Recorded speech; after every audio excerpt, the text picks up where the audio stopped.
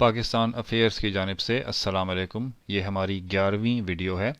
इस वीडियो में हम पाकिस्तान की क्रूज़ मिज़ाइल टेक्नोलॉजी के बारे में बात करेंगे, खुसूसन बाबर क्रूज़ मिज़ाइल के बारे में और किस तरह से ये पाकिस्तानी आबदोज़ों से फ़ायर किया जाता है। पाकिस्तान के पास इस वक्त दो मुख्तलिफ़ तरह के अपने बनाए हुए क्रूज़ मिज़ाइल मौजूद हैं। बाबर क्रूज़ मिज़ाइल जो ज़मीन और समुंदर से फायर किया जा सकता है, और राद क्रूज़ मिज़ाइल जो हवा से फायर किया जा सकता है। बाबर क्रूज़ मिज़ाइल पे सन 2001 में काम शुरू हुआ और सन 2005 में पहला कामयाब तजुर्बा किया गया। इस मिज़ाइल के 3 मुख्तलिफ़ तरह के लॉन्चर इस्तेमाल किए गए। सबसे पहला लॉन्चर जिसमें सिर्फ एक मिज़ाइल लगाया जा सकता था। बाद के तजुर्बात 2 मिज़ाइल ले जाने की सलाहियत रखने वाले एक लॉन्चर के साथ की गई, जो इस तस्वीर में देखा जा सकता है। और फिर हतमी डिज़ाइन 3 मिज़ाइल अपने अंदर रखने और फायर करने की सलाहियत रखने वाले लॉन्चर की सूरत में सामने आई। हतमी डिज़ाइन के लॉन्चर में इस तरह की 3 ट्यूबें होती हैं, जिसके अंदर बाबर मिज़ाइल मुकम्मल तौर पे सील होता है, और यूं मिज़ाइल को इस तरह के सिलेंडर नुमा ट्यूब में सील करने से ये फ़ायदा हासिल होता है कि मिज़ाइल को काफ़ी लंबे अरसे तक स्टोर किया जा सकता है बग़ैर किसी मेंटेनेंस की ज़रूरत के, और ज़रूरत पड़ने पे मिज़ाइल फ़ौरन फायर करने के लिए तैयार होता है। बाबर क्रूज़ मिज़ाइल का डिज़ाइन पाकिस्तानी साइंसदानों और इंजीनियरों की ज़हानत का मुँह बोलता सबूत है। इस तस्वीर में देखा जा सकता है कि मिज़ाइल को 6 मुख्तलिफ हिस्सों में बना करके आपस में जोड़ा गया है।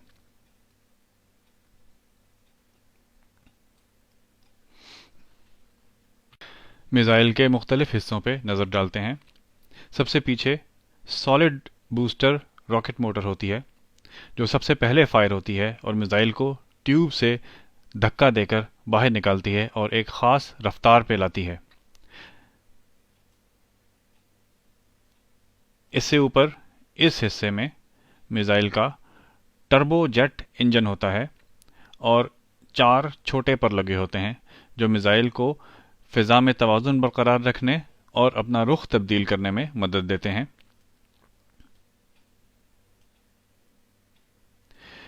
यहाँ पे ये हिस्सा मिज़ाइल के इंजन का एयर इनटेक है। ये इस वक्त फायर होने से पहले अपनी स्टोर्ड पोजीशन या बंद पोजीशन में होता है। फायर होने के बाद कुछ देर बाद ये खुल जाता है। इससे ऊपर दरमियाने हिस्से में मिज़ाइल का फ्यूल टैंक है। यहाँ पे मिज़ाइल का सारा ईंधन मौजूद होता है, और ये आम फ्यूल होता है जो किसी भी आम जेट इंजन में इस्तेमाल होता है। इससे अगले हिस्से में मिज़ाइल का वॉरहेड होता है, जो कि धमाका खेज़ मवाद है, और ये एटमी भी हो सकता है और रिवायती बारूद भी हो सकता है। मॉड्यूलर डिज़ाइन का यहाँ पे एक फ़ायदा हम बताते चलें कि एटमी हमले के लिए बजाय पूरा मिज़ाइल तब्दील करने के लिए सिर्फ ये नट बोल्ट खोल के अलग कर दिए जाएंगे और रिवायती हथियार की जगह एटमी मॉड्यूल लगा दिया जाएगा।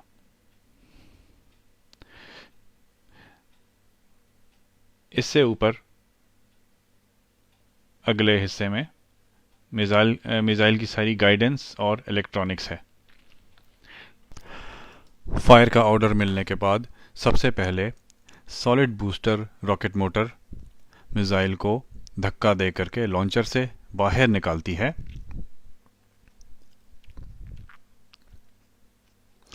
इसके बाद मिज़ाइल एक ख़ास बुलंदी पे जाता है और अपने निशाने की तरफ रुख करता है।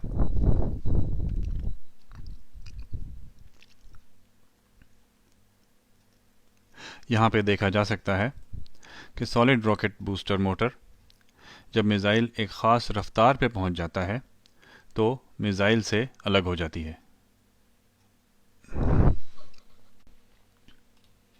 इसके बाद मिज़ाइल का एयर इनटेक या जेट इंजन में हवा पहुंचाने वाला हिस्सा खुलता है और मिज़ाइल के पर खुलना शुरू होते हैं। यहाँ पे आप हवा अंदर ले जाने वाले हिस्से को खुलता देख सकते हैं, और यहाँ पे मिज़ाइल के पर खुल रहे हैं। इस मिसाइल में छोटे हवाई जहाज़ों में इस्तेमाल होने वाला आम सा टर्बोजेट इंजन इस्तेमाल किया गया है, जो कि मिट्टी के तेल से चलता है।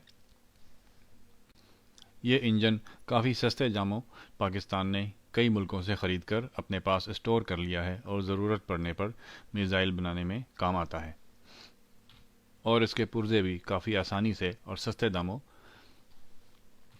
ख़रीदे जा सकते हैं। और इसके बाद जब मिसाइल का टर्बोजेट इंजन चल पड़ता है तो ये मिसाइल खुदकार तरीके पे उड़ता हुआ अपने हदफ तक जा पहुंचता है, और ये बिल्कुल किसी आम हवाई जहाज़ की तरह उड़ता है।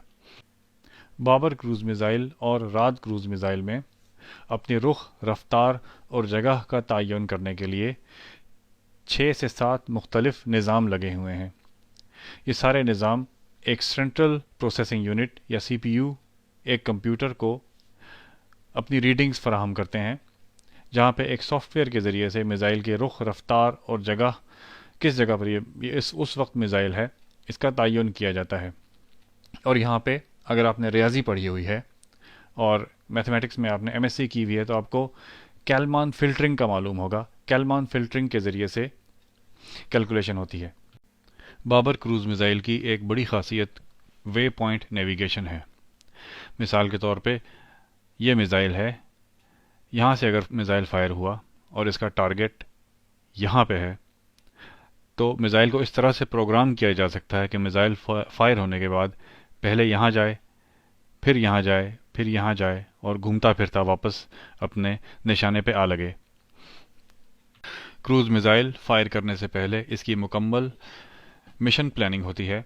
मिसाल के तौर पे मिसाइल अगर यहाँ से फायर हुआ और यहाँ पे और यहाँ पे दुश्मन के रेडार मौजूद हैं, तो मिसाइल को इस तरह से प्रोग्राम किया जाएगा कि बाबर क्रूज़ मिसाइल फायर होने के बाद यहाँ पे आके अपना रुख तब्दील करके दुश्मन की गनों और रेडार की रेंज से बाहर दाएं तरफ घूम के यूँ जाएगा, फिर इन रेडार्स की गनों और रेडार की रेंज से बाहर निकलने के लिए बाएं घूम के गोल चक्कर लगा के पहाड़ों के दरमियान से होता हुआ अपने निशाने पे आके लग जाएगा। बाबर क्रूज़ मिसाइल की एक और ख़ासियत यह है कि इस मिसाइल को प्रोग्राम किया जा सकता है ताकि मिसाइल ज़मीन से एक ख़ास ऊंचाई पे उड़े। यहाँ पे देखा जा सकता है फायर होने के बाद मिसाइल पहाड़ों के ऊपर और फिर वादियों में जाता हुआ अपने निशाने पे आ लगा। अगर मिसाइल को यह प्रोग्राम किया जाए कि ज़मीन से इसकी ऊंचाई किसी भी वक्त 100 मीटर से ज़्यादा ना हो, तो ये मुसलसल अपनी ऊंचाई ज़मीन के उतार चढ़ाव के हिसाब से ऊपर नीचे करता हुआ अपने टारगेट पे जाके पहुंचेगा। फायर होने के बाद बाबर क्रूज़ मिसाइल ज़मीन के खदो खाल के पीछे छुपता छुपाता अपने निशाने पे पहुंचता है। यहाँ पे देखा जा सकता है कि मिसाइल पहाड़ियों के पीछे से होता हुआ अपने निशाने पे पहुंच रहा है। इसकी वजह यह है कि पहाड़ियों के पीछे छुपने की वजह से मिसाइल दुश्मन के रेडार की नज़रों से ओझल रहता है और अपना स्टेल्थ बरकरार रखता है। एक और ख़ासियत ज़मीन से मुसलसल अपनी एक ख़ास ऊंचाई बरकरार रखने की है।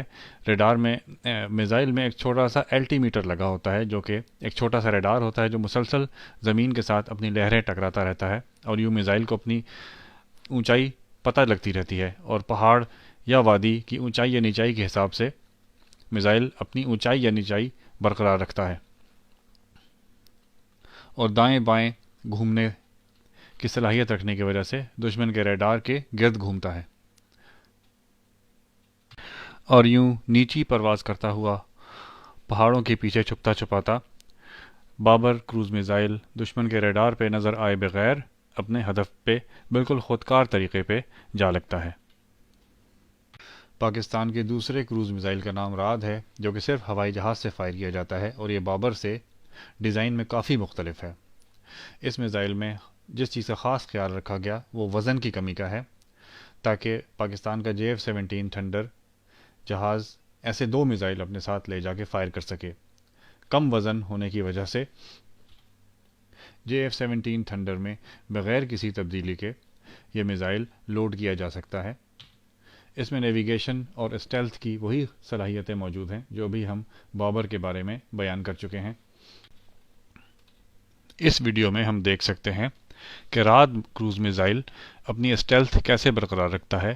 جہاز سے فائر ہونے کے فوراً بعد میزائل نے اپنی وے پوائنٹ نیویگیشن یا پہاڑوں کے درمیان میں اڑنا شروع کر دیا، اور بجائے سیدھی پرواز کے اس میزائل نے زمین کی طرف ڈائیو ماری اور زمین سے ایک خاص اونچائی پہ اپنی پرواز برقرار رکھی۔ آبدوز سے فائر کرنے کے لیے بابر کروز میزائل کو اس کے پر فولڈ کر کے یا پر تہہ کر کے ایک کیپسول میں ڈالا جاتا ہے جس کے اندر پانی داخل نہ ہو سکے۔ کیپسول میں ڈالنے کے بعد بابر کروز میزائل کو پاکستان کی اگستہ 90 آبدوزوں میں اسی طرح لوڈ کیا جاتا ہے جیسے کسی عام ٹارپیڈو کو لوڈ کیا جاتا ہے، اور آبدوز کے اندر میزائل ویسے ہی اسٹور ہوتا ہے جیسے کہ ایک عام ٹارپیڈو اسٹور ہوتا ہے۔ آبدوز کے سامنے لگی ٹارپیڈو ٹیوب میں سے سب سے پہلے کیپسول میں بند بابر کروز میزائل کو ہوا کے دباؤ یا پانی کے دباؤ کے ذریعے سے پانی کے اندر چھوڑا جاتا ہے۔ اس کے بعد ایک چھوٹی راکٹ موٹر میزائل کو پانی کے باہر نکالتی ہے۔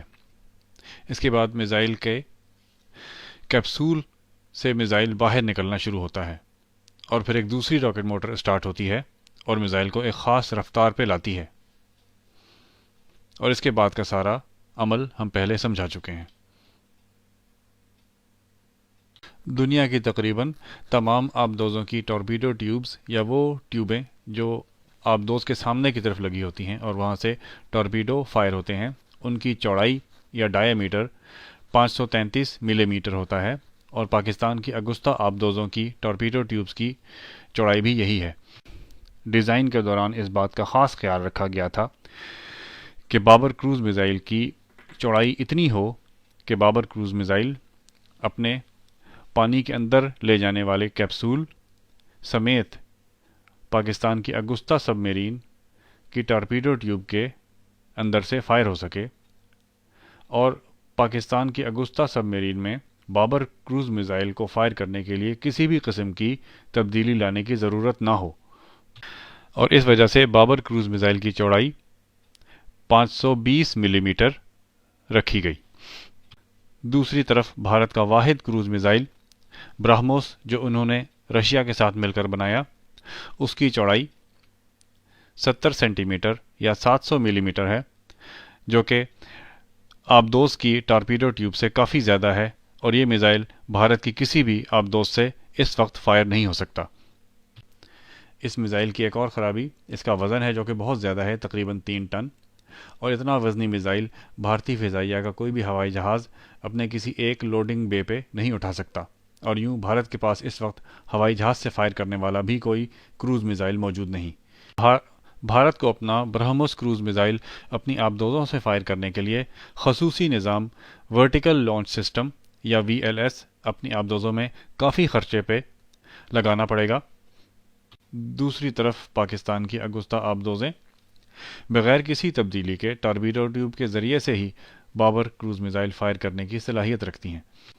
بھارت کو اپنا برہموس کروز میزائل ہوائی جہاز سے فائر کرنے کے لیے اپنے Su-30 MKI ہوائی جہاز خصوصی طور پہ روس بھیجنے پڑے، جن میں انہوں نے خاص تبدیلیاں لائیں، جس کے بعد اس وقت بھارت کے چند ہوائی جہاز صرف ایک برہموس لے جانے کی صلاحیت رکھتے ہیں، اور اس سے بھارت کا بہت زیادہ خرچہ آیا اور بھی آئے گا۔